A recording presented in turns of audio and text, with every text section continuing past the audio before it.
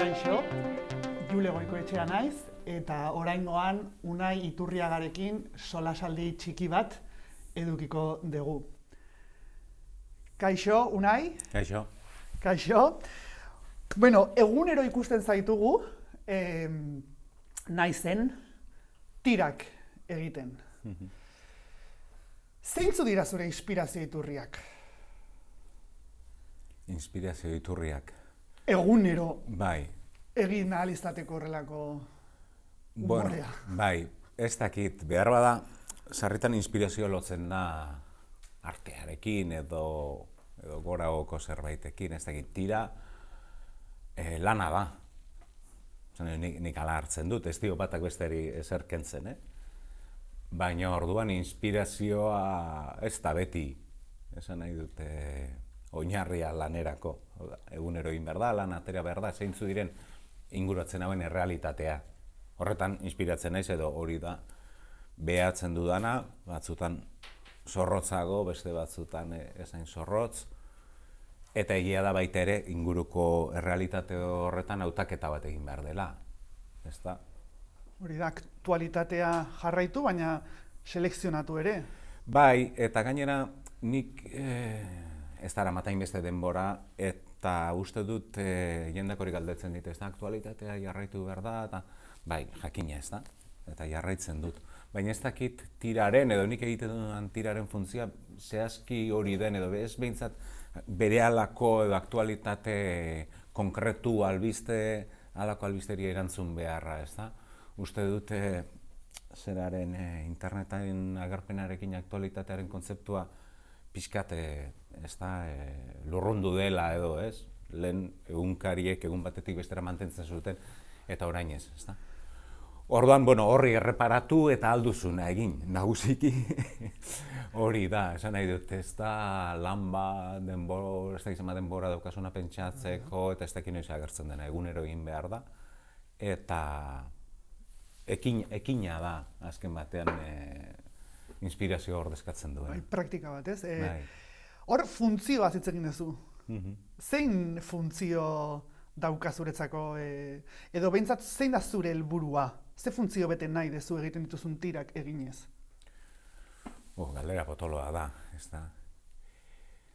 Ze funtzio, horrela topiko batekin erantzuteko, batzutan izan daiteke pentsaraztea, ez da?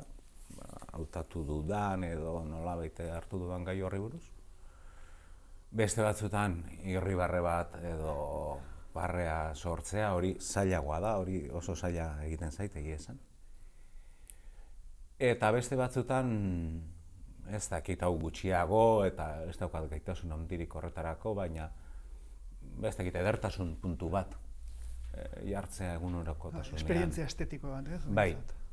Baina, normalki hor dagoen gai bati heldu, eta ez beti humorez, baina ez dakit nola esan, aukeratu tiro egiteko toki bat, eta katuari sakatu, ez?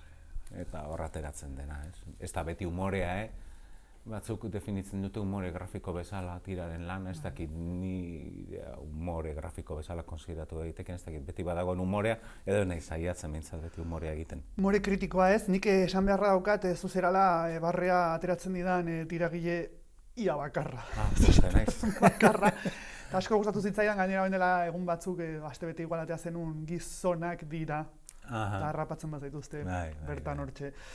Gauza pila bat egiten dituzu, ze bereizketa, edo berdintasun ikusten dituzu, adibidez, tirak egitearen eta bertsolaritza egitearen edo bertsoak egitearen artean, edo liburuak idaztearen artean? Bueno, lehenengo eta nik aspaldi ez dut idatzi ezer, nola baita esateko, ez dut idazten edo ez dut literatura egiten aspaldi da nik. Berdintasunak ikusi ditzaket bilatzen ditudalako, edo askotan galdetzen didatenean beti galdetzen didatelako hori. Berez esango nuke bi mundu aparteko direla. Egia esan, ekinak bai edo jardunak bai ekarri dit, nola baita esan, tirak eta bertso gintzak daukaten antzekotasun bat da, egin behar dela. Hau da, basoaz bertzotara, taula gainera igotzen zara, eta egin behar duzu, improvisatu egin behar duzu, eta ekintza hori hasi eta bukatu egin behar da. Bai ala bai, ezta? Eta ez daukazu aldez aurretik prestatuta. Tirak horretatik badauka baita ere, badaukazu entrega muga bat, egunero egin behar da, urtean 362 egunetan, eta horrek zer dauka, antzekotasuna ikusten diot ofiziotik, batetik, ikasi egin behar da egiten, eta ez egitaren aukera ez da existitzen, egiten duzulako badakizu beti itzarela gustora geratuko. Are gehiago, badakizu, estatistikoki frogatuta ez badukazu ere, badakizu egongo direla bolada onak, egongo direla bolada txarrak, frustrazioak, eta badakizu baita ere, balitekeela zu oso gustora geratzea eta jendea ez, eta hori bai bertzotan eta bai tirarekin gertatzen da. Bizitzan oro har. Bizitzan oro har, ez da. Horretan bai lagundu dit, ez da. Gogoratzen naiz, egunkariko zuzendariak ere esan zidala, hasieran hasi nintzenean oso larri egoten nintzen, ez da. Zirudien tira bakoitza, ez dakit munduaren akabera izango zela, ez da. Esaten zian, azken batean kasetaritzarekin konparatuta gauza bat daukala ona eta txarra, ez? Bat da, tira txar bat edo artikulu txar bat idazten baduzu, biharamunean beste bat idazteko aukera daukazula. Eta era berean on bat egiten duzunean, biharamunean hilda dago, ez? Aurrekoa. Orduan hori da antzekotasuna bestela, nik uste dut azken batean ni nago atzean eta badago segurasko munduari begiratzeko modu bat edo, baina fakturaz bi aparteko mundu dira bertsogintza eta tirak eta literatura ere esango nuke. Horre, zegero, eta honi buruz ere hitz egin nahi dut, baina antzerki gidoiak egin dituzulako, komikiak eta baina hor, espontaneitatearen inguruko hausnarketaren badaukazu. Bertsolari moduan, eta esaten dezuna eta ere, ez, egunero zerbait atera behar duen egile moduan, ez? Ez dut bereziki hausnartu, baina bai, berriz baldin bagoaz konparaketa horretara bertsogintza eta tirak, bertsogintzan ezinbestekoa da. Behar duzu tresna hori, eta apustuak, ez daukazu apustuak baloratzeko tarterik.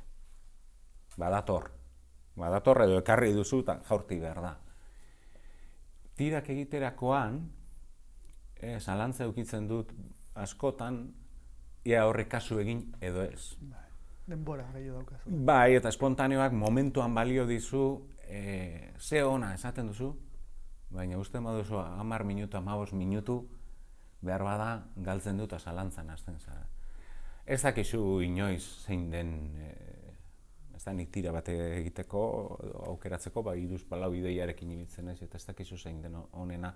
Eta ez dago modurik esateko, hori espontaneideak ekarri zuen lehenengo hori zen ona. Edo ideia bai bazen ona, eta ez duzu asmatzen grafikoki agertzen. Bertzotan ez dago balorazioetarako tarterik, bukatuta gero, baina ekintza bera gauzatu da. Eta hori besterik ez daukazu. Hori da, bai, espontaneitatearen artea esango genuke. Bai, zure balorazioa segundutako tartean egin behar dira, ez dut uste arrazionalizatera iristen denik. Eta hor nik ere ikusi izan zaitut, H28 izeneko jabetekari egin zenuten, ze komikigilea ere zea. Konta eguzu pixkat, ze esperientzia, ze azken fina hemen egin izan dira gauza asko humorearen inguruan, baina ez da ere gehiegi, ez? Eta orduan, horko esperientzia zer iruditu zitzaizun, eta bide batez, komiki egintzan nahiago dezu beste egiten dituzun arte horiekiko konparatuta, edo beste bat da hainbaten artean? Beste bat da. beste bada. Ez dut bata beste, baina nahiago ni nire buruari ezer izatekotan aitortzen didana bertsolaria naizela. Vale. Besteak. Eta 88rekin lotuta nik uste dut oso esperientzi garrantzitsua izan zela, bere txikian, baina uste dut bere ondorioak ikusten ari garela, eta ikusiko ditugula. Autorei dagokienez batez ere, ez da? Hau da, nire nator bertsolaritza bezalako jardun batetik nun oso kolektiboki antolatuta gaude, bertsogintzaren jarduna bera kolektiboa da, nolabait esan da, ez da egile bakar baten lan, ez? Gutxienez beste bat behar duzu askotan 4 gara edo 6 gara, salea hor dago, hartzaileak. Eta irudipena daukat, H28 lortu zuela nolabait ere, Charlie Hebdoren atentatuaren osteko erantzun modoko bat, edo izan zen, nolabait ere zera gure gudari zaharrek antolatua, ez? Horre Asisko, Marko eta Patxi Uharta elkarrizketatu zituen berriak, Inigo Astiz, gustu dut gainera. Eta hor atera zen ideia, baina gero horra bildu ginen asko eta asko, inoiz publikatu gabeak, gazteak, edo garai batean marraztu zutenak eta utzita zeukan jendea zen. Eta naiz eta oso virtuala zen gura harremana, tarteka izan ziren enkontru batzuk, eta nik uste dut nolabait saretzeko balio izan zuela, izen batzuk agertzeko. Eta orain ikusten ari naiz, han aritu ginenetako batzuk, presenteago, ez? Eta uste dut esperientzia kolektiboak ezinbestekoak direla, ez bakarrik belaunaldi aldaketa, ez aldaketagatik ez da, baina plaza berri bat edo sortzeko, izen berriak agertzeko, ez? Nire esperientzia bakarra izan da, mundu hortan, edo komikia edo hortan, baina oso baliagarria izan zen, eta uste dut ikusten ari garela, hasi ginen hainbat izen, orain publikatzen edo. De hecho, hori tirak egiten, egiten hasi baino lehenago gertatu zen, eta suposatu horrek ere eman zizula, ez, gerora.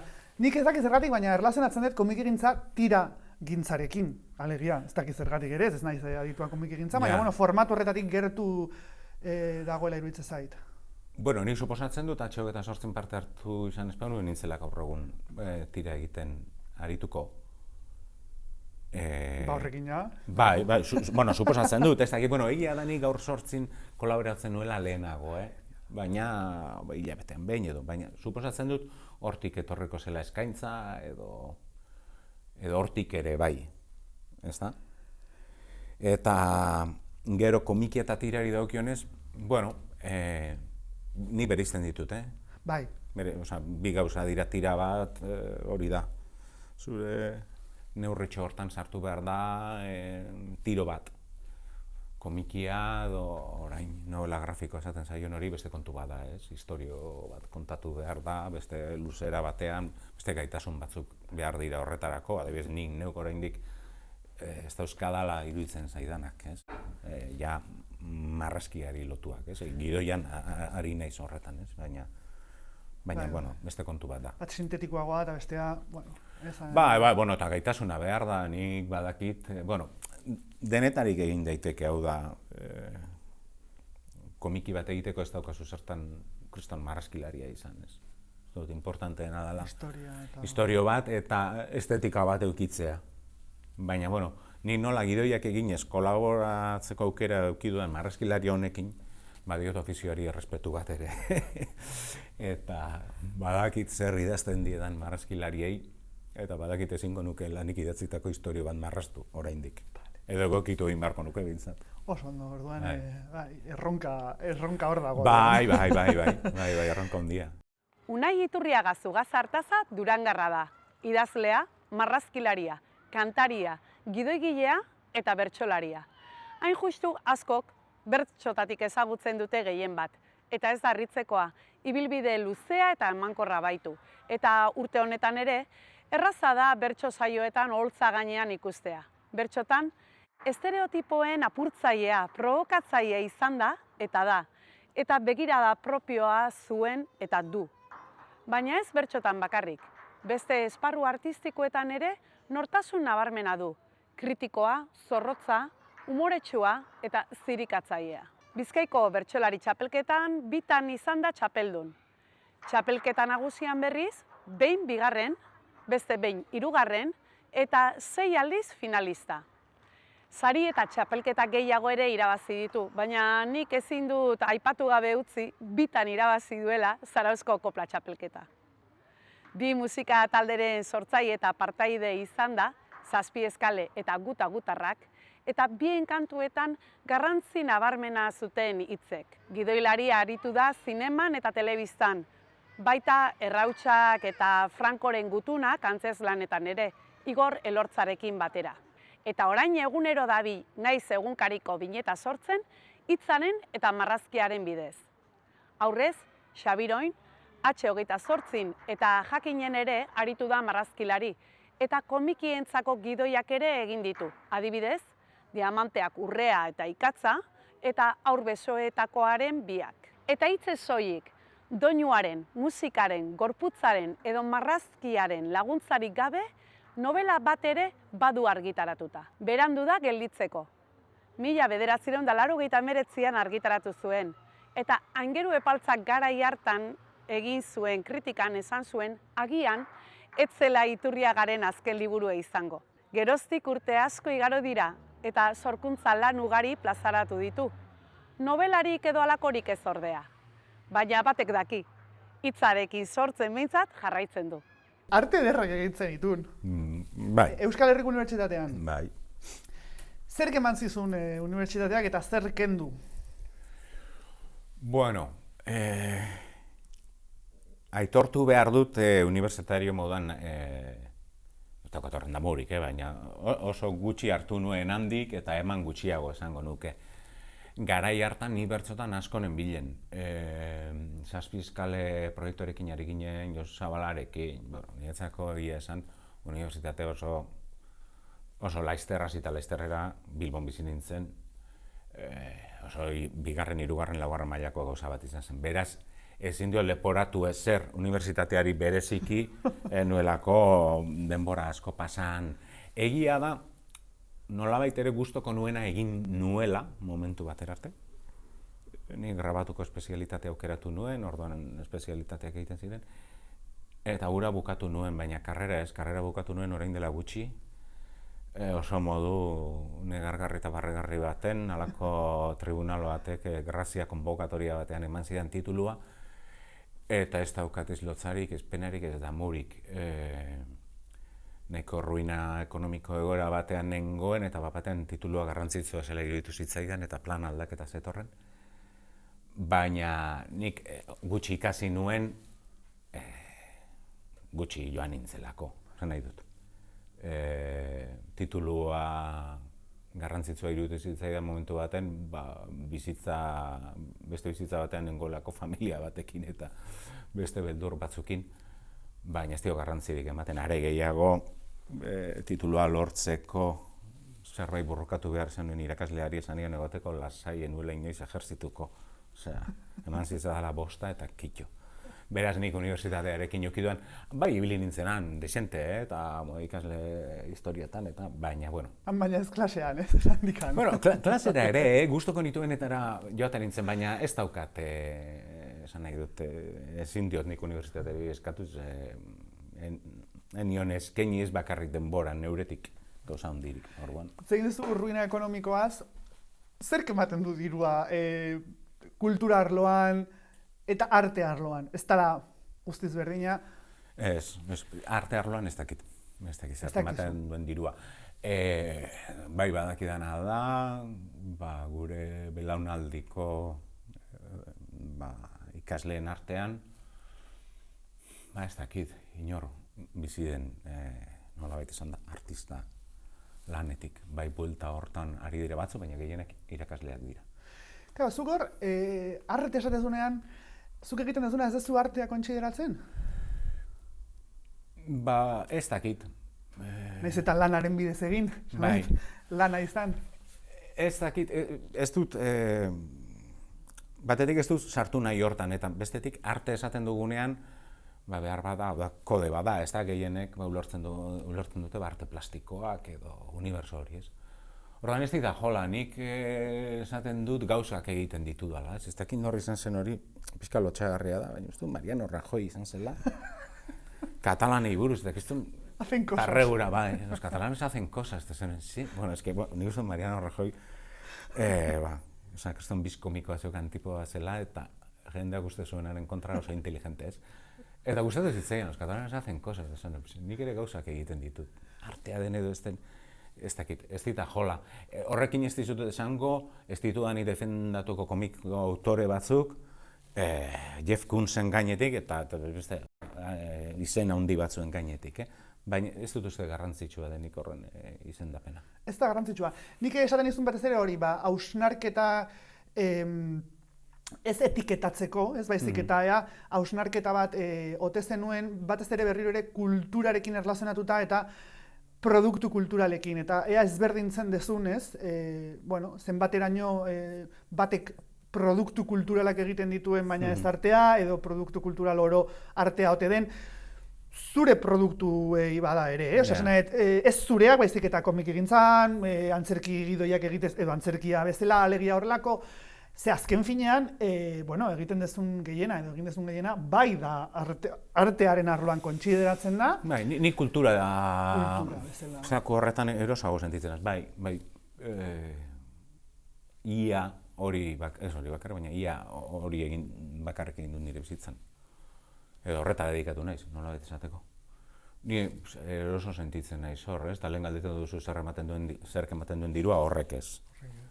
Uste dut oro arrezetz eta Euskal Herrian eta Euskaraz gutxiago. Baina, behin honezkero, nahi dut, horiek dira egiten ikasi ditudan gauzak edo ikasten ari naizenak, orduan hor erosona, eroso. Horien nire mundua, eta hori da Euskaldun bezala daukadan neure buruari esleitzen diodan, zeregina baita ere, ze demonio, ez? Zeregina, esaten dezunean, zeregin soziala ere esan nahi duzu. Bai, ez dakit, ez? Herri zapaldu, hizkuntza urritu, batean bizi naizen eta garen jende multzo bat dago, eta nik hor jokatzen du nire burua, eta nolabait esan da bada ere baita. Potologia da behar bada, baina pixkat gerrilla lana ere, ez? Hori zeregin hori aitortzen diot, bai, nire lanaren arlo gehienetan, nire ustez horretan ari naiz. Hori da, bai, nik entzun diretena, hau da, bertso gintzan entzun zaituanean, bertxotan, tirak, komiki gintzan ez eta 28 izan, ez ditu zure gidoiak irakurri, oraindik antzerki gidoiak, baina beti badago kritika moduko bat, ez? Eta zurekin edo nahi gabe atetzen zaizun, edo zurekin daramazun... Bai, hau da, bertsotan, azken batean, bizi garen eta dugun mundu hau hemen dago. Orduan, uste dut, egiten dituen gauza guztiek nolabait ere pareta horrekin interaktuatzen dutela, ez? Gero bakoitzak badauka hori lehen esan dudana, nik uste dut talaia dala, ez? Nondik begiratzen diozun horri, pareta horri, mundu horri. Batzuk aukeratzen ditugu begiraleku batzuk eta beste batzuk. Ez da gizan dut, ez da ere gauza bat kritika zera egingo dut, ez dakit. Uste dut, gure eguneroko ekintzekin ari garela ematen edo hartzen edo puskatu nahian edo indartzen pareta hori eta hor gaude gure eguneroko borrokan, ez? Zara askotan kritika dator molestia batengatik, ez? Alegia zerbaitek molestatu egiten dizu, edo xola sortzen dizu, zenbait gauza injustizia soziala dana dalakoa, berdin du, eta hortikan askotan egiten da, ez? Berdin du zer. Bai, eta nik hor jakina badaude guztio konpartitu ditzakegun, edo jende askok, edo mendebaldeko kulturan konpartitu ditzakegun ikuspegi batzuk, baina bai, nire motorretako bat bada ni euskaldun moduan, hori jakina, gero eta gehiago eskatzen hauen gai bat da gainera, orduan ni euskaldun moduan bizi dudan herriari eta munduari begira. Hori da nire motorretako bat, ideologikoki, nola esan, ondoen edo errazen kokatzen naizen tokia ere bada, eta uste dut ikuspegi horren premia galanta dagoela bizi garen, ez nirea, esan nahi dut, halako ikuspegien zera, ez uste dut oso atzera geratzen ari garela euskaldun moduan gure herrian, horren asko kezkatzen nau. Euskaldun moduan esan ez du, euskerari dagokionez edo euskeraz produzitzen den guztiari dagokionez? Euskaldun, euskal hiztun, euskal kultur, euskal komunitateko kide moduan. Uste dut egintzat eta zigurtzaio ditugula gauza batzuk ez direna horrela, eta gerota asimilazioa prozesu bigun baten bitartez bada ere, gerota indartsuago dela, eta uste dut euskaldunok galtzen ari garela, uste dut erabat despistatuta gaudela, eta hizkuntza guzti horretan faktore oso garrantzitsu bat dela iruditzen zait. Eta nik hizkuntza kulturaren bitartez, ezta? Baina nire ustez borrokatzeko modu ezinbesteko eta oso legitimo bat da gaur eta hemen. Horre, nola eragin du ze, azkenaldian ere atera izan dira, ez, COVID-ak ze eragin izan dituen arlo desberdinetan, horietako bat zan ere euskera, orain dela gutxi ikerketa bat atera dute, orain dela pare bat egun berrian atera zen. Zuk nola bizi izan duzu azken urte eta erdi hau eta zer eragin izan du zure sorkuntza prozesuan, edo lan prozesuan? Bueno, urte eta erdi honek fase ezberdinak eduki ditu, ez? Batetik, nire jardun alor bat edo, bertsogintza hor hiruzpalau hilabetetan desagertu zen beste zuzeneko jardun asko bezala. Tiraren lana eta beste gidoi lan batzuk neuzkanak aurrera jarraitu zuten berdin. Nire biziraupenerako egiten dituen beste lan batzuk ere aurrera jarraitu zuten berdin. Egia esan telematikoki lan egitarena, ni pandemiaren aurretik ere urte askoan horrela aritu naiz, ez? Neure etxetik eta hori ez. Personalki, hasieran esango nuke ondotan etorri zitzaidala. Mundua geratu egin zen eta ni postu nintzen. Mundu horretatik jaisteko gogoz nengoen, nintzen postu jakina motiboengatik eta zer ondorio ekarri zuen, baina alde horretatik niretzatko ez zen gaizki etorri. Gero asko luzatu da, eta beste bada egin dezakegun irakurketa egoerak ekarri duena, ez dakit nola esan kontrol soziala eta histori guzti horiek, eta hori beste irakurketa bada. Orduan, momentu batetik aurrera adibidez, bai tiratan erabaki nuela, saiatuko nintzela ez baldintzatzen egoera horrek hainbeste. Hau da, horretaz ez aritzen hainbeste, ez? Denbora asko daramagu, oso goikarria da, estatistika, datuak, hildakoak, eta ez dugu funtsezko gauzetaz hitz egiten, ez? Orduan, orain urte eta erdi martxoaren 12 hartan esan zidutenean aurra bihar ikastolara ekarri, arnasa hartu nuen. Momentu hartan. Begira, Bai, gauza asko neuzkan gainean, ez ziren desagertu, baina... Guraso moduan ere hobeto hasiera batean esan nahi duzu. Ez, guraso moduan ez. Guraso moduan izango da nahi dena eta teoriak eta, baina eskolak ez inventua da. Hasierako zera, bai, oportxoak bezala izan ziren ez, guraso moduan gogorra izan zen, gogorra. Eta hori guk oso baldintza honetan pasa genuela. Baina ez dezakezu gogorra, bai. Bai, jakina, karo, guk etxean egin behar zen eskolako lana, eta gero, horiek bukatuta gero, bakoitzak egin behar zuen bere lana. Eta bikotea ere irakaslea da, beraz. Egunak hasten ziren oso goiz eta bukatzen ziren oso berandu. Baina, bueno, hor ja bai sartzen ziren baldintza fisiko eta materialak tartean eta alde horretatik zorionekoak izan ginen. Unai Iturriagaren emana ez da sormen esparru bakarrera mugatzen. Askok bertsolari bezala ezagutuko dute, baina bagara beste asko bertsolaritzaz gain beste hainbat sormen esparru ere zorionez ezagutu dizkiogunak. Horietako bat gidoigintza litzateke, hainbat pelikula antzerki eta komikitan ondu izan duena. Gainera esango nuke bere garaian arte ederrak ikasi izanak ere eragin zuzena duela Unai Iturriagaren sorkuntza lanetan, marrazkilari gisa H28 Xabiroi eta beste hainbat publikaziotan parte hartu du, eta adierazgarria da gaur egun Naiz Atarirako egunero tira bat sortzen duela. Musikaren alorra ere landu izan du, Josu Zabalarekin eta Igor Elortzarekin batera, batez ere 7 eskale eta ondoren guta-gutarrak izeneko proiektuetan. Eta ausartuko nintzateke esatera, oro har Unai Iturriagaren sorkuntzaren bereizgarriak 3 edo behintzat izan daitezkela. Batetik aipatuko nuke zorroztasuna, bestetik ironiarako edo humorerako joera, eta hirugarrenik hainberea duen ingenioa, ez? Iruditzen zait Unai Iturriagak askotan harritzen gaituela, hain zuzen ere asmatzen duelako besteok begia jarriko ez genuken lekuan begia jartzen. Eta horrez gain, asko gustatzen zaidan sortzaile bada, hain zuzen ere, ez duelako sormen esparru bakoitza estanko edo mugatu edo zurrun bezala bizi, ez? Bere lanetan askotan ikusi daitezkelako batetik besterako jauziak, uztarketak, sinergiak, elkar eraginak, eta hori ere gustatzen zait, sormena bizitzeko modu hori.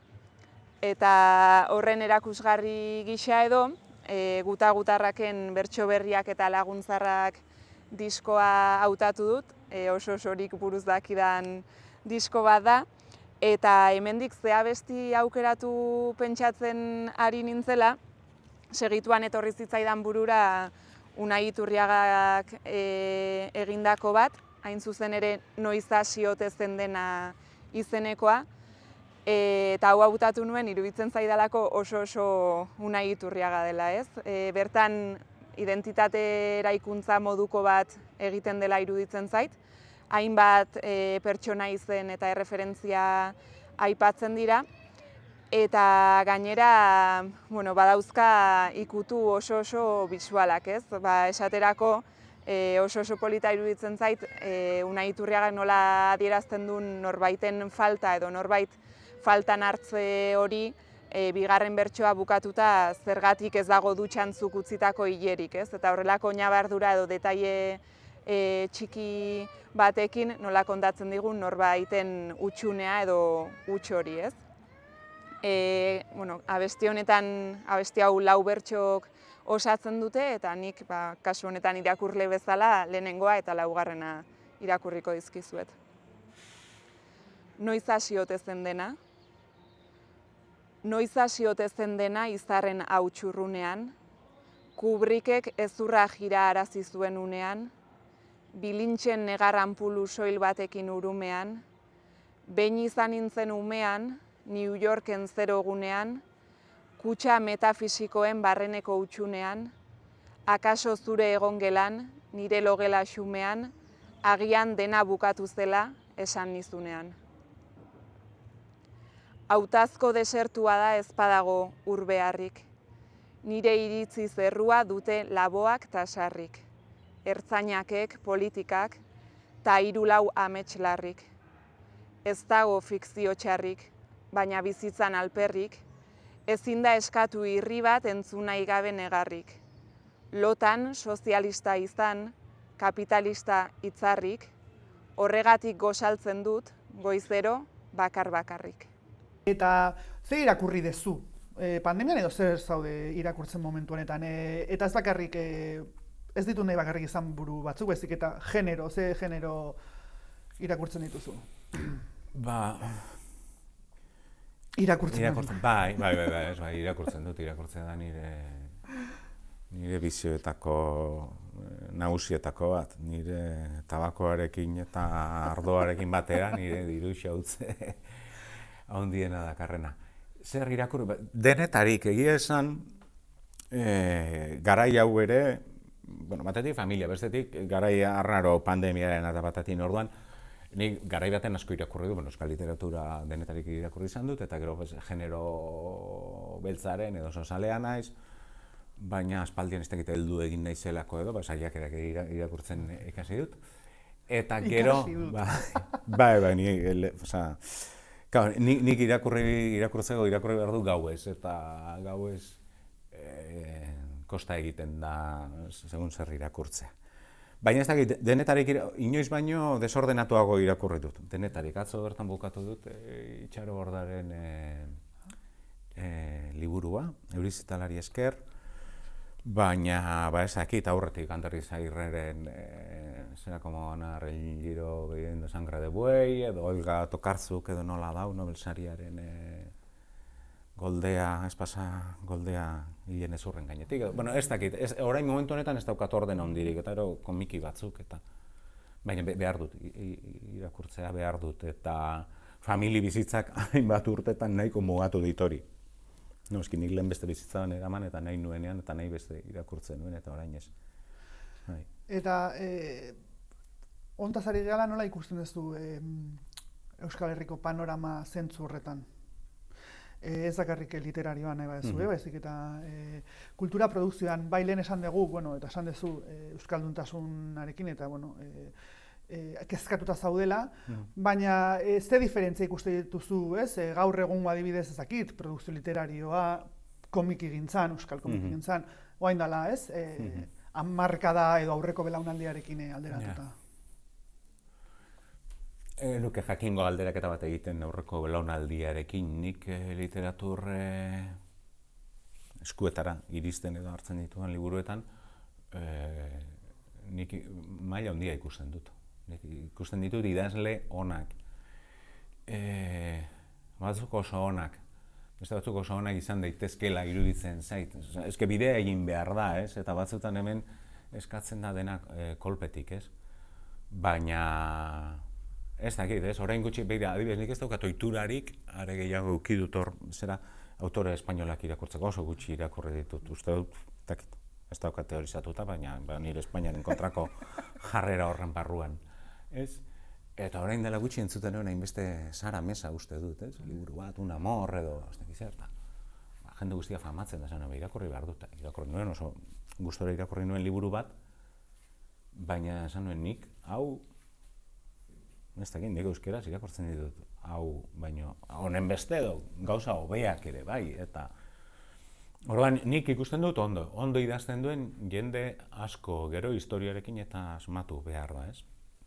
Orduan, nik osasuntzu ikusten dut, eta gero badaude, klasikoak ere, hor daude produzitzen, ez da? Denetarik egongo da, nik uste dut mito hori euskeraz kaka asko publikatzen da, eta bueno, ez dakit, euskaldun flagelatzaile horren zerarekin goraino nago. Suposatzen dut kaka publikatzen dela hizkuntza guztietan eta nahi dena. Eta adibidez komiki gintzan, lehen aipatutako horren ondorioz behar bada, loratze bat, hau asko esatea da, basamortutik gatoz. Orduan, bestakit, orain behar bada, badire urteak, 4, 5, album publikatu direnak. Orduan asko da. Uste du nolabait bai badagoela modatxo baten. Eta jendeak pentsatzen duela, ez dakit zer zabaldu nahi duen, eta egingo badeno komiki bat. Bueno, ona da, sektoreak lana behar du baita ere, ez? Orduan hor badaude, nik uste dut gauza politak agertu direla. Xabiroik urteetan egin duen lan, eta urteroko albuma hor dago, eta gero ez dakit, Joan Amaiz bat, Jurra Ugarte eta Joseba Larratxerena, tortzen zaitu orain gogora. Ez dakit. Orduan, bueno, ez da horren negatiboa lehen esan duzu oso kezkatuta zaudela hor Ez, nik nago kezkatuta horregatik, ni nago kezkatuta, gero eta espainolagoak eta gero eta frantsesagoak garelako, eta gainera ez da okerrena hori justifikatzen hasi garelako geure baitatik. Orduan, klaro, ja urrengoa izango da barkamena eskatze euskaldunak garelako. Eta hori behiz duela ingo, inoiz. Prest nago barkamen eskatzeko motibo asko gati, baina euskalduna izategatik ez du barkamen eskatuko sekula santan inoiz eta inori, hori oso garbi daukat. Eta ondo grabatuak era Bai, eske, ja, somatzen ari, euskera hizkuntza zapaltzaile bat bihurtzen ari da, eta hori esaten badit, boxeko anormal batek, posta jola dit, baina ja hori euskaraz irakurtzen edo entzuten hasten bazara, ja, bueno, zer gertatzen ari da hemen, ostia. ez? Nondik gatoz, nora goaz. Horrek eskatzen hau, ez, nik uste dut, badagoela bestela produkziorako jende ona prestatua eta aterako dira, liburu, komiki edo filma ona, txar denak behar ditugu, Hori da, denak behar Osea, kantitatea behar da kalitaterako, eta hor eskaude hain ondo.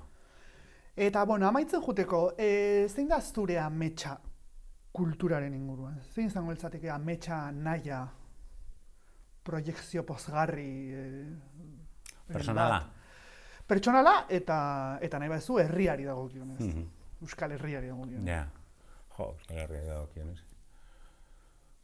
Ez dakit, Euskal Herriari dagokionez, kultur, komunitate, hizkuntz komunitate politiko indartsuago bat egotean non ez dugun gure burua justifikatzen ibili behar eta ez identitarioki edo hizkuntza aldetik ez da ere justifikatzen PDF-ak igotzen plataforma zera Eusko Jaurlaritzako, edo Nafarroako zer eta diru laguntzak eskatzeko, eta indartsuago bat, eta ez dakit nola esan, hitz zatarra da, baina normalago bat, nun sortzea, proposatzea, eskaintzea, ez den izango, ez dakit, oztopoz betetako bide bat.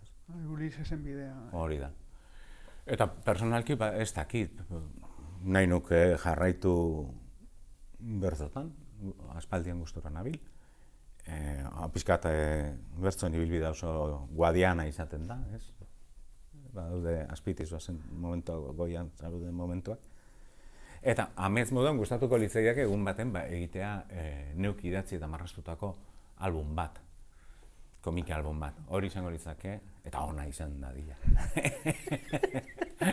Hori da ametsa. Orduan, karo, hor badaude ja, hor badaudela gainditu barreko oztopo asko, oraindik ez dudan ikusten nire buru horretarako prest.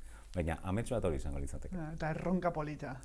Bai, baina hori, baina ona izan dadila, ez dut zango Hugo Perraten zera bat, baina amets hori. Kalitatezko amets honekin amaiera emango diogu, mila esker, Unai, ekin egoteagatik.